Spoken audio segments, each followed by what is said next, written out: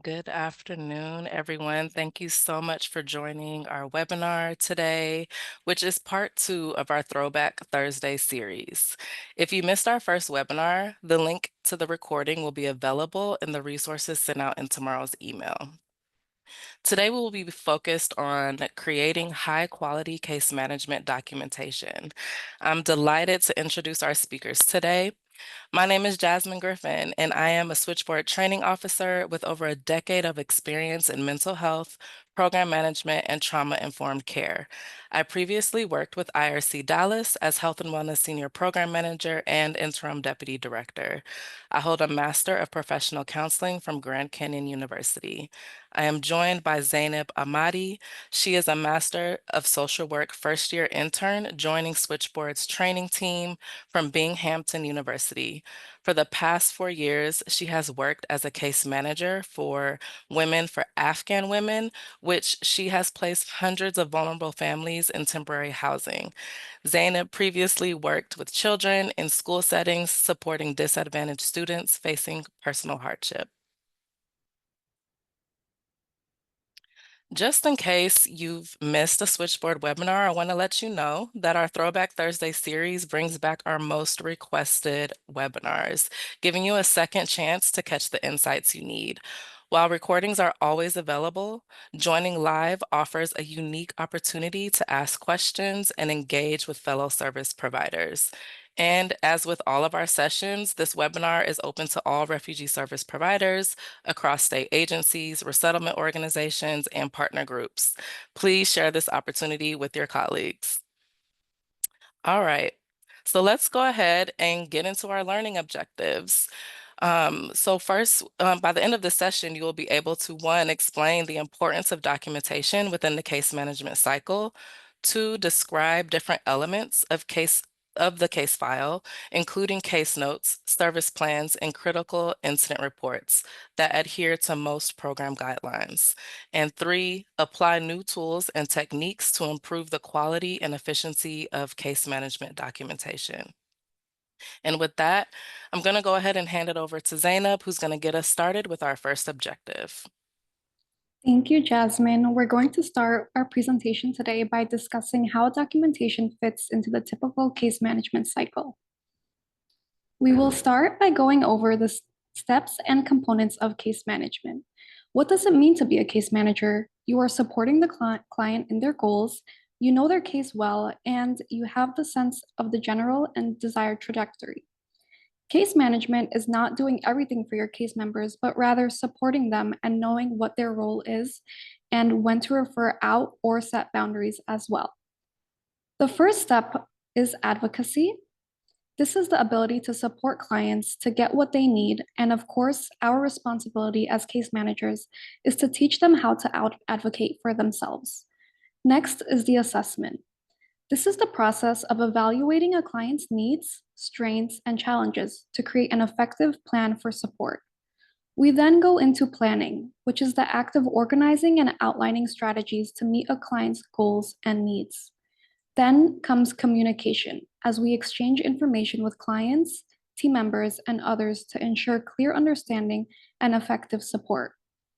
This follows up with coordination as the process of organizing services, resources, and people to ensure that a client receives comprehensive and timely support. Next comes monitoring, which is the ongoing tracking and reviewing of a client's progress to ensure goals are being met and adjust support if necessary. And lastly is service facilitation, in helping clients access and navigate services to meet their needs and remove barriers to support. Through all aspects of case management, the most important thing to keep in mind is that our clients are the drivers of their case planning, and we should be here to guide them and help them navigate these services. A way to do that is by approaching case management from a client-centered, strengths-based, and trauma-informed way using cultural context. These approaches are deeply interconnected, working together to create holistic support to empower, but also play a vital role in their own way. Client-centered means clients are at the heart of our services. Whether you are working on the ground at a community center or virtually, Connecting with clients on a one-on-one basis creates meaningful relationships, builds trust, and ensures that their unique needs and voices guide the support that they receive. Next comes acknowledging cultural context, which means understanding how the client's culture affects and shapes them, and thus our services with them. Boundaries should also take into account specifics of norms and what is appropriate versus not appropriate, as well as what kind of customs may need more boundaries than others. This includes being mindful of communication styles, family dynamics, traditions, and values that influence how clients engage with support services. With trauma-informed care, imagine the client has had so much agency taken away from them that they've been fighting really hard just to get here. Recognizing how hard they have worked and helping restore some of that agency can be healing. This means offering choice whenever possible, validating their experiences, and creating a space for how they can honor their pace, which can be a big difference in rebuilding trust and promoting growth. And lastly, a strengths-based approach can help with case management as it focuses on recognizing and building upon the client's existing skills, resilience, and resources, empowering them to take an active role in their own progress and healing. It shifts the focus from what's wrong to what's strong, fostering a sense of hope, capability, and self-determination. Now that we have a solid foundation of case management, we will spend some time talking about the process of case management. Initial engagement starts with the intake, assessment, and rapport building. This is your opportunity to introduce the idea of case management, your role, the client's role, and what they can expect from you and the process. It's the time when you get to know the client and the client gets to know you, and you begin to identify strengths, resources, barriers, and needs that are present for the client. Next comes goal setting, where we complete our assessment and figure out our goals and service provision, including referrals. This is where the bulk of case management happens, though it cannot happen without the initial engagement and assessment. This is where you develop, update, and execute plans towards meeting the client's goals. And finally, termination and discharge are the last step in case management, as we plan for and execute a positive ending. Termination starts from day one, knowing that the goal of case management is for the client to learn to navigate systems, access services, and build skills to meet their needs without the support of a case manager. Our goals as case managers is to make ourselves obsolete and redundant because there's nothing that we can do with or for our clients that they cannot do for themselves. So now we will be moving on to our first Slido. You can join us at slido.com with the number 1266145, or you can scan the QR code with your phones. And we will be asking today, why are case notes and other types of documentation important? So please feel free to go ahead and join us. And we will be using Slido a few times throughout our webinar today, so you can keep the tab open throughout the hour. So we have our first message, funder requirements, as well as telling our youth stories, tracking progress, monitoring progress. These are all wonderful answers. And please send in as many as you want. You'll be able to see everyone else's response on the website as well. Tracking goals is a very big and popular one, as well as record of services. And you can put more than one answer if you would like. Consistency. I see a lot of similarities between our answers, which is wonderful.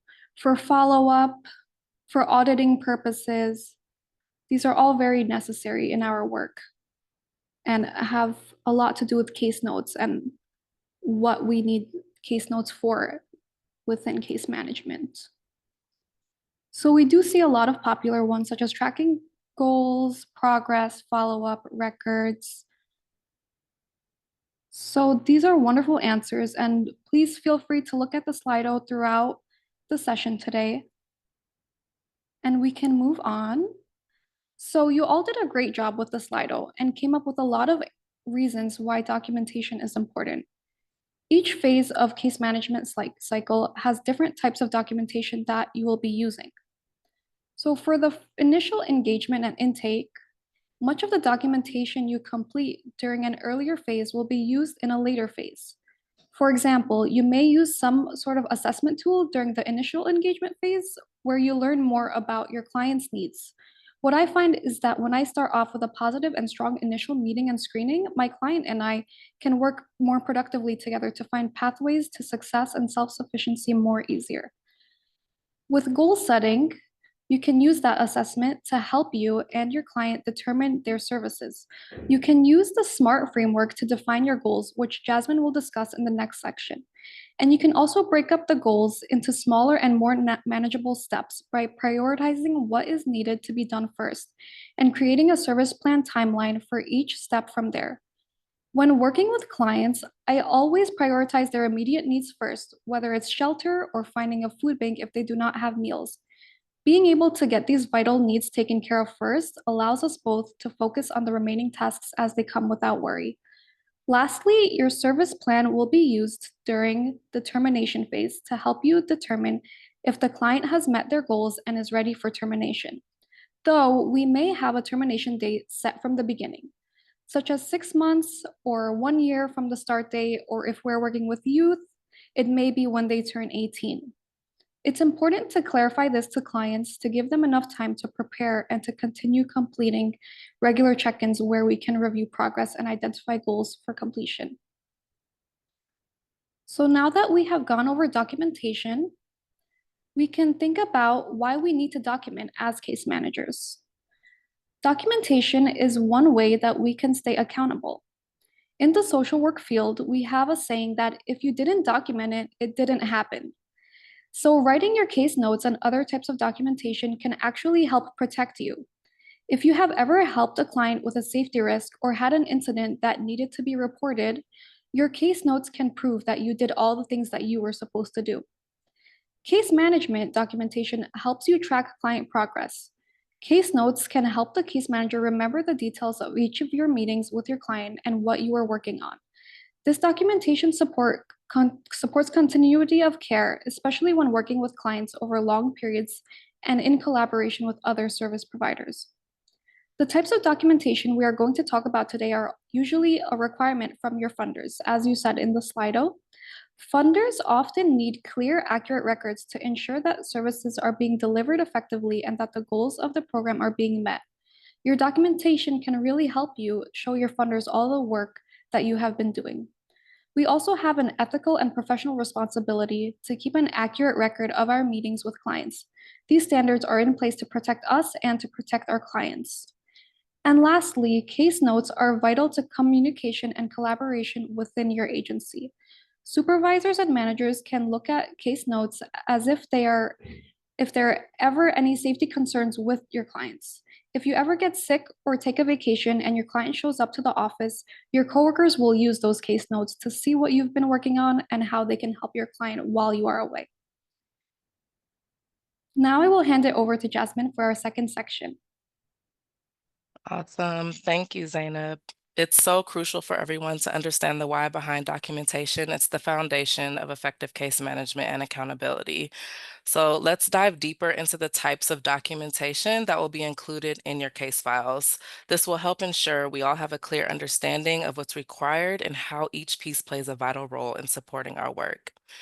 So we'll look at an example of how a paper case file can be organized. Your agency likely already has its own system in place, or you might be using an electronic recording system with digitized copies of documents. As we go through this section, keep your agency's protocols in mind and ensure that you're aligning with them.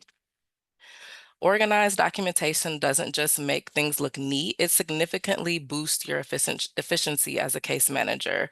For both paper and electronic files, all documents should be stored chronologically.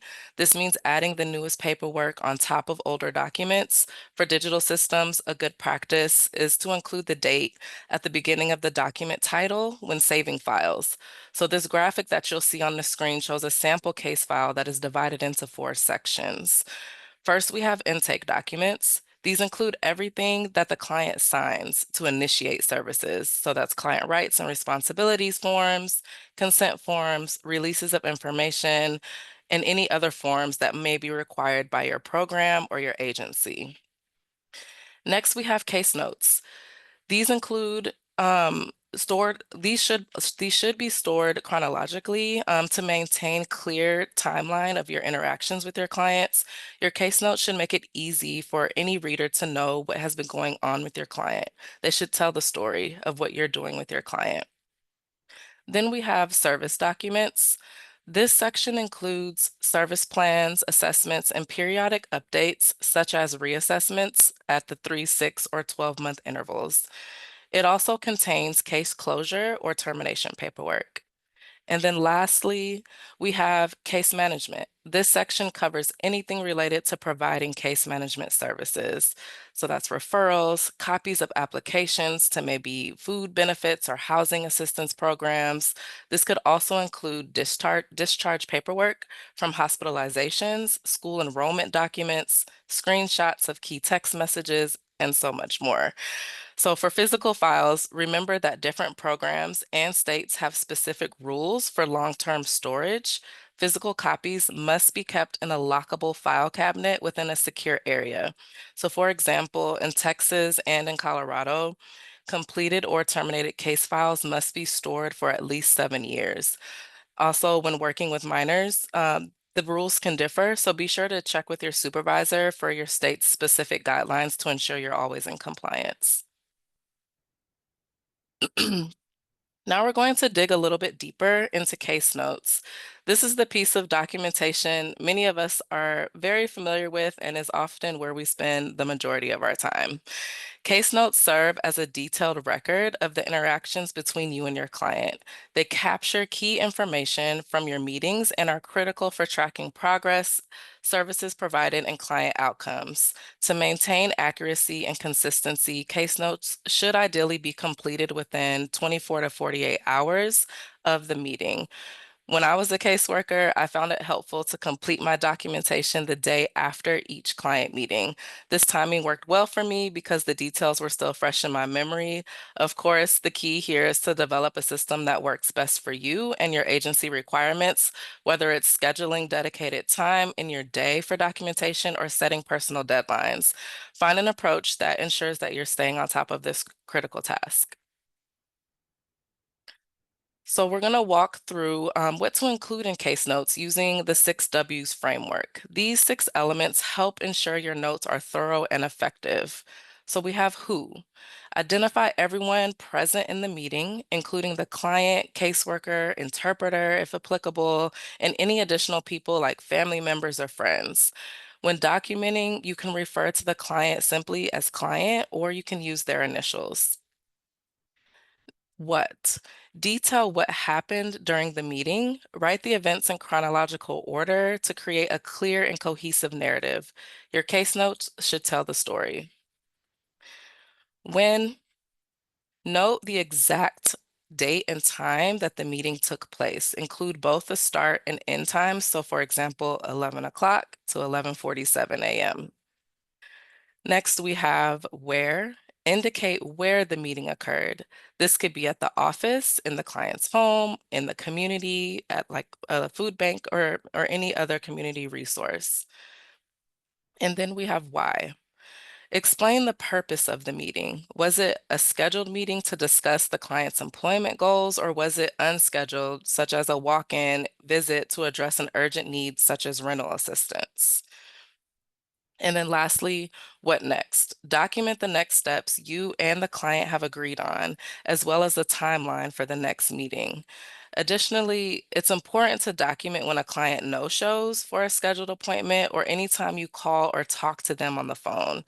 These notes can be brief, even if it's just one sentence, but just remember that they're essential. They help you recognize patterns and show the extent of your efforts to your supervisor. For example, even if you haven't seen a client for 2 months, you can demonstrate that you've been calling them weekly to encourage another meeting. This is crucial as it highlights your diligence and ensures that there's a clear record of your work. In my leadership role, I often encountered situations where caseworkers wanted to close out clients but lacked documentation. They'd say, I've been calling and texting the client every week, but when I checked the electronic health record, there was no documentation. And so this goes back to that classic saying that Zainab mentioned earlier, if it's not documented, it did not happen. So just remember your case notes are not just a record, they're a reflection of the work you're doing and the effort that you're putting forth with your clients. So I'm going to read this case note example, and then we'd love to hear from you all again using Slido on the next screen to identify what's missing.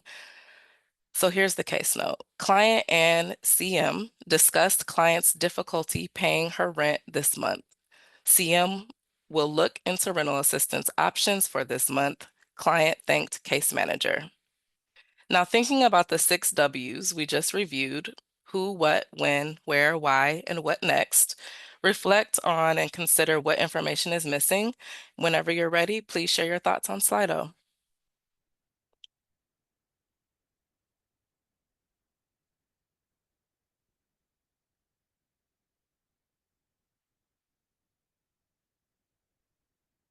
The date is missing. When was the meeting? The time? Absolutely.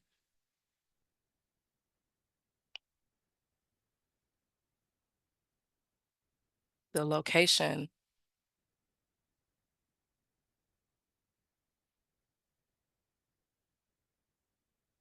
So really great answers. The scheduled follow-up appointment, very important. What is next?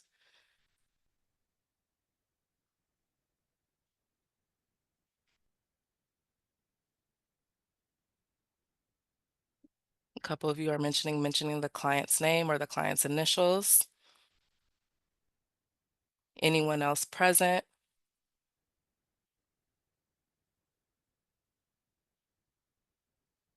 The month for the rent being due, very important.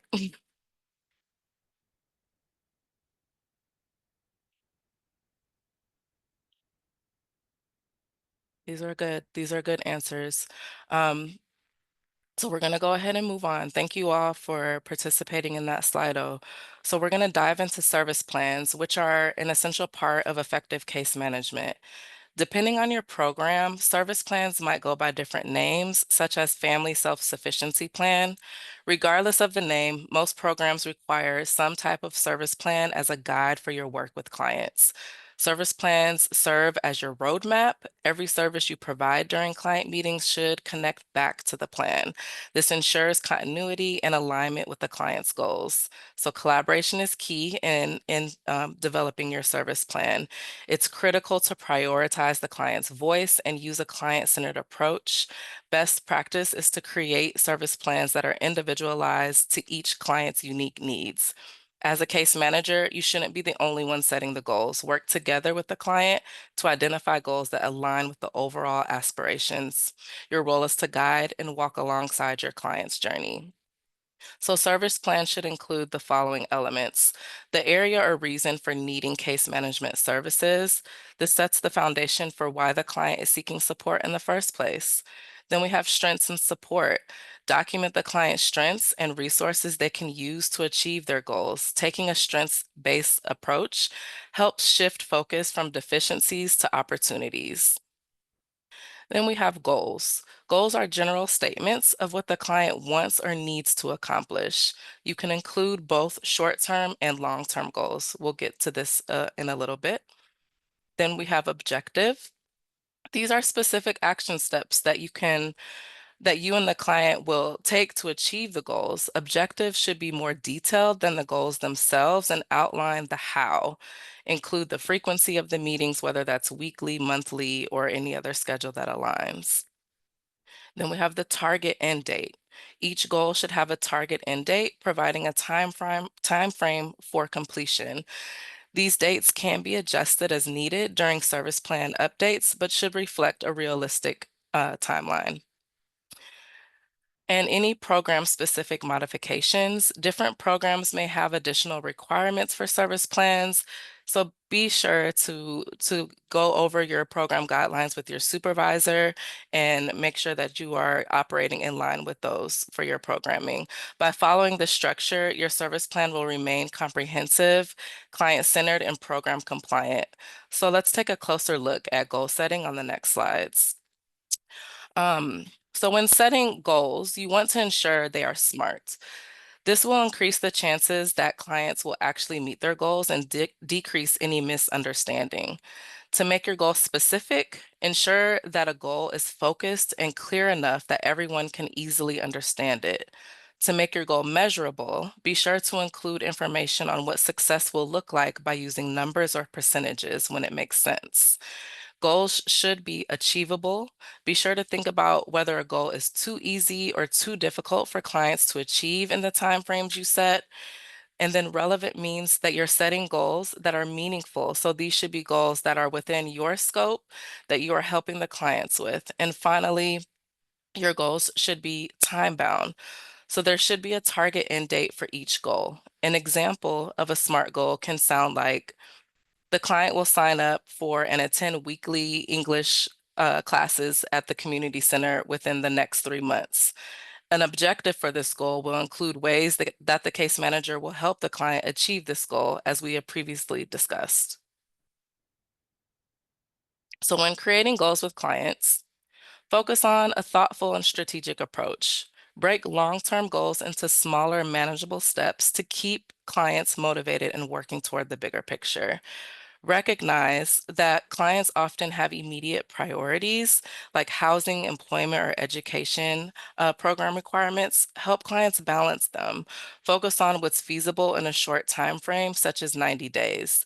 Review goals regularly to highlight progress, celebrate those small wins with your clients, reinforce achievements, and outline next steps. Be flexible as clients may shift their focus. Update goals as needed while guiding them toward their ultimate end goal and ensuring it remains relevant. Finally, remember that goals are inherently time-bound. This aligns perfectly with the T in SMART goals. Setting a clear time frame helps provide structure and accountability for both the client and the case manager. So let's talk about long-term goals and how we can support our clients in setting them. Long-term goals are often tied to a client's vision for their ideal future. For many refugees, this ideal future is a significant reason they chose to resettle, often uprooting their entire lives. It represents the hope and opportunity to work toward a life closer to what they've dreamed of achieving.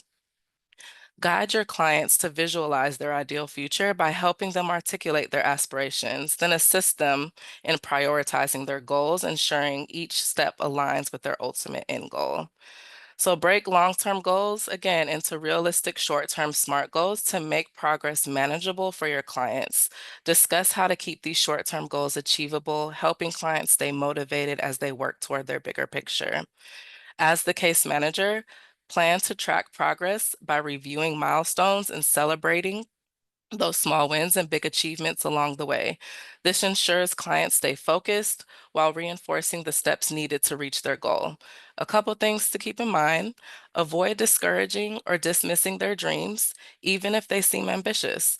Instead, focus on helping them navigate what's feasible right now and what might take longer to achieve. In my experience, giving space to discuss these bigger reach goals is vital. It allows clients to dream, to feel seen and supported, while also helping you work with them to differentiate between what's required or achievable in the short term and what will take more time to accomplish. Okay, so let's get into periodic updates. Periodic updates are essential for tracking client progress and ensuring services are in line and meet evolving needs. Requirements vary by program. For example, the Unaccompanied Refugee Minors Program in Washington may require monthly home visits for health and safety, 6-month dependency court reviews of youth goals, and quarterly ORR funded service plans. The primary focus and purpose of periodic updates is to evaluate where the client is in their service journey. During these updates, you should review their service plan to assess whether progress is being made toward their goals. If certain goals have been met, you can update the plan to reflect that success or add new goals to address the emerging needs. This process ensures that the support you provide continues to be relevant and effective. When meeting with clients for these updates, it's important to consider a range of factors that can provide a comprehensive picture of their current situation. Topics to review and consider include employment, education, family dynamics, housing, health, mental health, well-being, and overall functioning. Use this time to assess those stressors, barriers, and strengths while collaborating with clients on the next phase of their goals. Additionally, periodic updates are a great opportunity to get clients' perspective on the case management services they've been receiving. How do they feel about the support? Do they have any suggestions for improvement? These conversations also allow you to explore why they feel they still need services, helping you tailor your approach to their needs. And identifying those barriers is equally important because it allows you to plan how to address these challenges and help the client continue making progress. Routine updates may be mandated by your agency or funder, but best practice enhance the quality of your services. So, for example, conducting regular check ins on clients' health and mental health well being, even when it's not required, can be incredibly valuable. These check ins might also present opportunities to reintroduce services the client previously declined, such as counseling. So by conducting these timely and thoughtful updates, you keep your clients on track, you adapt to their needs, and you strengthen the impact of your support. All right, termination summaries, which can also be referred to as case closure summaries. These summarize the services provided and progress towards goals. This varies by agency and program. The summaries can include a case closure letter, which is a formal notification that the case is closed and is also accompanied with a resource or referral list. A closure checklist, which is a thorough supervisor approved checklist acting as a final audit of the case file, ensuring all required documents are accounted for. Transfer of services, which can be used when a client transitions to another program or case manager, documenting the status change for a smooth transition. You want to be sure to notate the reason for the closure, clearly document why the case is being closed, such as the client met their goals, client is no longer eligible, or the client is no longer engaged. By implementing these practices, you ensure a professional and client-centered approach to termination, meeting program requirements while supporting your clients as they transition to the next stage of their journey. Okay, this slide covers specialized documentation required in rare but critical circumstances. While these situations don't occur often, it's vital to handle them correctly when they arise. Mandatory reporting in cases of abuse or neglect involving children or vulnerable adults. Document detailed information about the report, such as the incident number and the name of the person, the staff member you that reported to you or that you reported to. Check your agency's requirements for specific forms that may also be needed. Then we have critical incidents. Emergencies involving first responders, such as medical emergencies or police intervention. These may require documentation using agency-specific forms like incident reports. Other crises that include safety concerns like suicidal or homicidal ideation or intimate partner violence, document carefully in case notes. Keep sensitive information separate if there's a risk of access by other family members. Here, I would encourage you to talk to your supervisor about how to capture all relevant information while keeping the client safe. In all cases, prioritize client safety. Inform your supervisor promptly and document events as soon as possible. If immediate documentation isn't feasible, make sure that you're communicating with your supervisor and following up as quickly as possible. These situations may not be routine, but preparation and attention to detail are crucial for supporting your clients effectively. So with that, I'm going to go ahead and hand it back to Zainab to cover our final objective. Thank you, Jasmine. Now we're going to move on to the last section where we will discuss tools and techniques that you can use to improve your documentation. So far, we've talked a lot about what should be included in the different types of case management documentation, but we would also like to quickly talk about what not to include. The first is that it's very important to not include your opinions or commentary in case notes. Instead, we want to stick to the facts. And next, you do not want to include false or unrelated information in your notes. We want to be accurate and concise. Lastly, we don't want to include emotional reactions or value judgments. This means refraining from expressing frustrations or assumptions about the client or their situation. It's important to focus on observable behaviors, facts, and actions rather than opinions, interpretations, or judgments.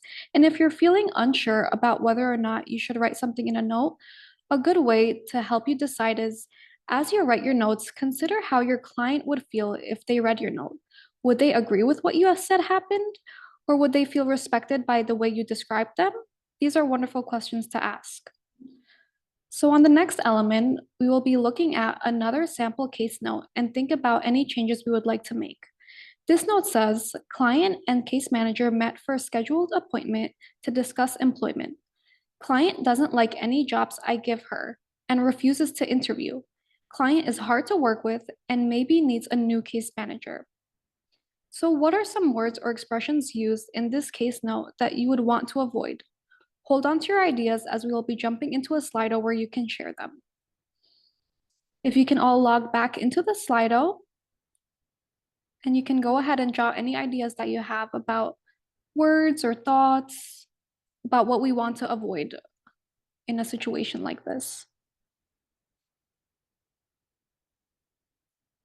So we see that people have said personal feelings and frustration, the fact that the case manager said that they may need a new case manager.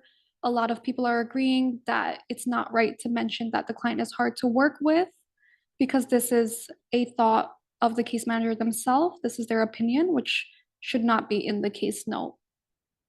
So I'm seeing a lot of wonderful answers, such as judgment, frustration, and you can go ahead and continue to add them, and we will start moving on to the next slide. So here we have a brief summary of some important documentation considerations that we've already touched on during this presentation. We want to make sure to include client voice in your notes whenever possible. This can include using direct quotes from clients, which help capture their perspective and ensure accuracy in your documentation. Case notes should be comprehensive, covering the 6 W's that Jasmine spoke about earlier, but also concise. You don't need to write a book for each note. Just a few sentences should be enough to cover everything. And make sure to write notes in chronological order, as this will make it easier to remember what happened and ensure the reader can follow the sequence of events. Organizing your notes this way helps highlight any patterns or changes over time, which can be crucial for tracking information. Remember to track not only what you did in your case notes, but also what you have left to do. This makes case notes a helpful organizational tool. I find that keeping this in mind when writing case notes allows for a better flow for whoever opens the case file again next time, even if it's just yourself, just as a memory refresher. And finally, case notes need to be timely in order to be helpful. In an ideal world, case notes would always be completed by the end of each day before you leave the office. But I know that we do not live in an ideal world, and this doesn't always happen. Sometimes your day might end in a home visit and you're not able to go back to the office and you don't get a chance to write these. But that's okay. You can do your best to get it written over the next 24 hours. That way you don't forget or miss any key details when you're writing your notes. So we'll be going into another Slido, if you can join us one more time. And we would like to ask, what are some examples of client strengths? Any ideas that you have about client strengths? Resilience, that is a wonderful thought, and I definitely agree with that. Determination, resourcefulness, hardworking, persistence. These are all wonderful strengths that all of our clients have. Willingness is a great one. language skills, being innovative, the stories that they share, having advocacy for them, being informed, their willingness. These are all wonderful, and you can keep it going. I love to see these strengths. And we will be moving on to the next element. So as Jasmine noted earlier, it's important to include client strengths within your documentation. This helps incorporate the client's individuality in your documentation and helps keep a strengths-based focus throughout your services. And depending on your funder, this may be even a requirement. So one important way to incorporate client strengths is in your service plan. You can write about how a client will use their unique strengths to achieve their goals. For example, you have a client who is very intelligent, they might use that strength to help them accomplish their goal of getting their first job. Or if you work with a client who's very kind and friendly, they might use that strength to help them achieve their goal of getting housing because their personality may help them when talking to an apartment manager. I had a client who participated in the New York City Marathon this past November, finishing the run in just under 4 hours. His passion for running showed his motivation, discipline, and goal setting skills, and he has been able to find a supportive community and promote self care in a way that is beneficial for him. So, we will now be moving on to the next slide, where we will be talking about implementing templates as a great way to streamline the process and ensure important details are consistently captured. Using templates can improve consistency and serve as a quality control measure to make sure important data points are entered for each case. Not using a template can lead to incorrectly entered or missing information. The primary benefit of templates for staff is that they can serve as a memory aid, so you don't have to remember every detail of what needs to be included in your documentation every time. In this way, it also saves case managers valuable time by streamlining the process of writing notes. Templates could be customized for each program so that they capture all the important details that are relevant to your programming and for any requirements from your funders. Case notes, in particular, are an important place to collect data about your programming and show off the important work you are doing. Templates should also be broad enough that you can capture the unique elements of each client's case and allow for client voice. Funders don't want to see case notes that look like they have been copied and pasted. So we will be moving on to peer case file reviews, which are another tool that can be implemented at your agency to improve the quality and compliance levels of your documentation. And they're an important tool to help your agency prepare for audits, which can happen at any time. So the peer case review file process goes as follows. First, supervisors utilize a list of all of the clients in the program and their assigned case managers to select case files for review and assign reviewers. Next, staff members utilize a checklist developed by the program manager that encompasses all of the agency, program, and funders' requirements for documentation to review each other's files. Then, the file goes to the case manager, who is responsible for the case to fix any errors or deficiencies. And lastly, the file goes back to the supervisor to review and sign off. This review can happen on a monthly or quarterly basis, with usually 1 to 2 case files at a time and can be open or closed cases. We recommend agencies schedule time for staff to do this together so that it is less of an administrative burden. Keeping our client notes confidential is an important thing to remember when we are talking about documentation.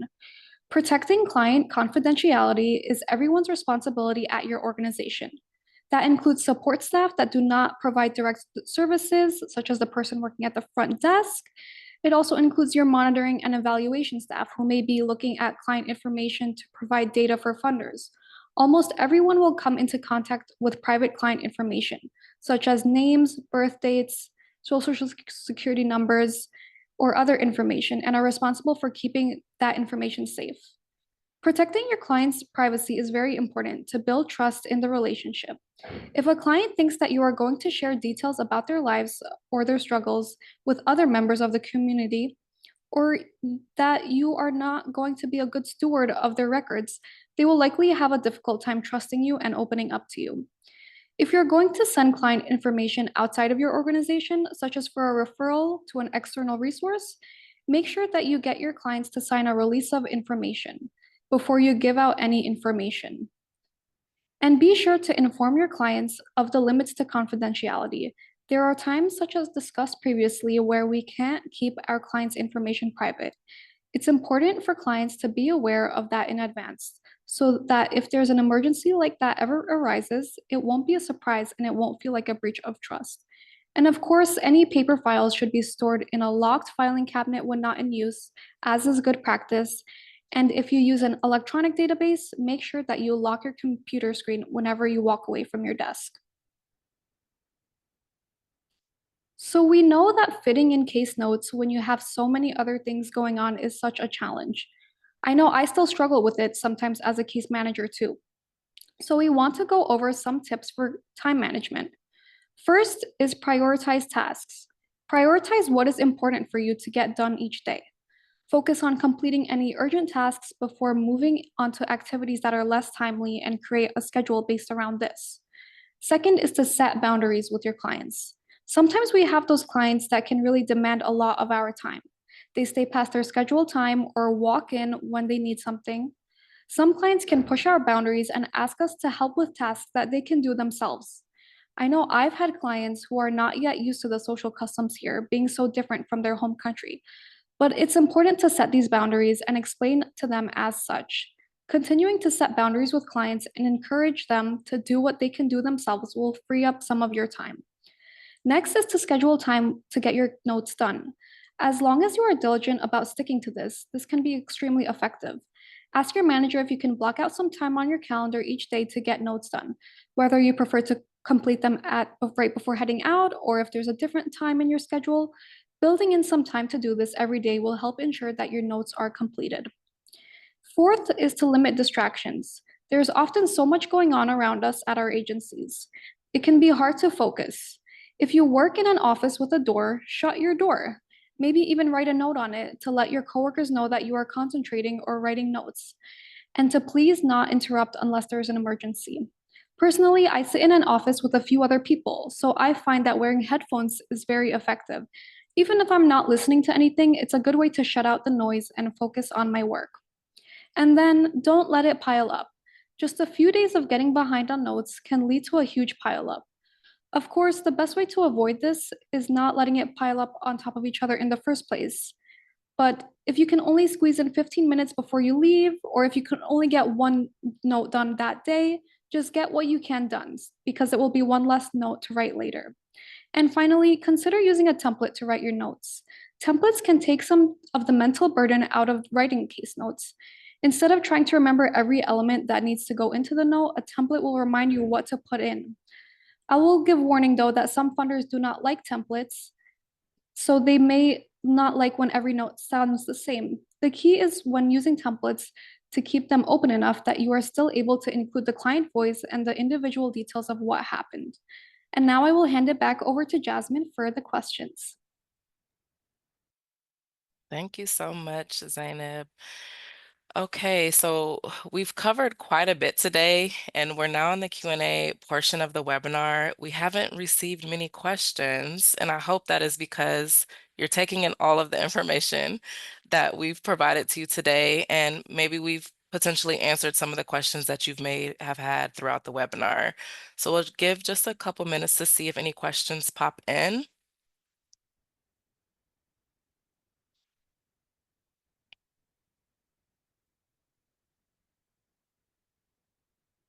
We did have one question that came through. The individual asked, I'm mindful that case notes could be reviewed by external entities. Do you have guidance on how to document client information, particularly around immigration status, in a way that prioritizes client privacy and safety? This is a really important question. Our approach is to document only what's absolutely necessary to provide services. If immigration status isn't required, then don't collect it. If it is, we keep it minimal and stored securely. The less sensitive data we hold, the lower the risk to clients if records are ever accessed. When in doubt, it's smart to consult legal counsel or a trusted immigrant rights group. I am not seeing any other questions pop in. Oh, any suggestions on how we can create our own templates? We would love to help support you with this. We do have a couple resources on our website that I believe will be shared out in the email you receive tomorrow. We have some templates on our website that you can reproduce or actually use for your support.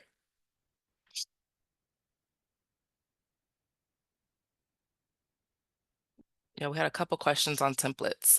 Feel free to also reach out to us if you want to work on that more personally with your organization as a technical assistance request.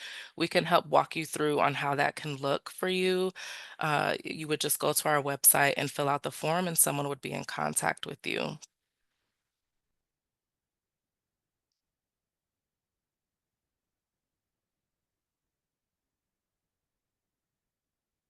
Okay.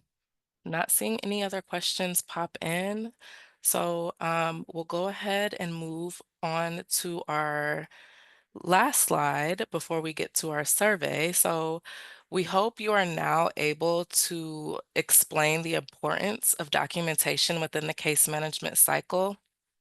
Describe different elements of the case file, including case notes, service plans, and critical incident reports that adhere to most program guidelines. And we also hope that you're able to now apply new tools and techniques to improve the quality and efficiency of case management documentation.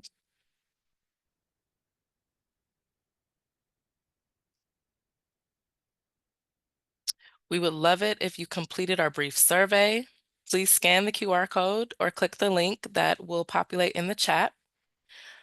You will get this link also in the follow-up email that you'll receive tomorrow. We'll give you just a few seconds to complete that.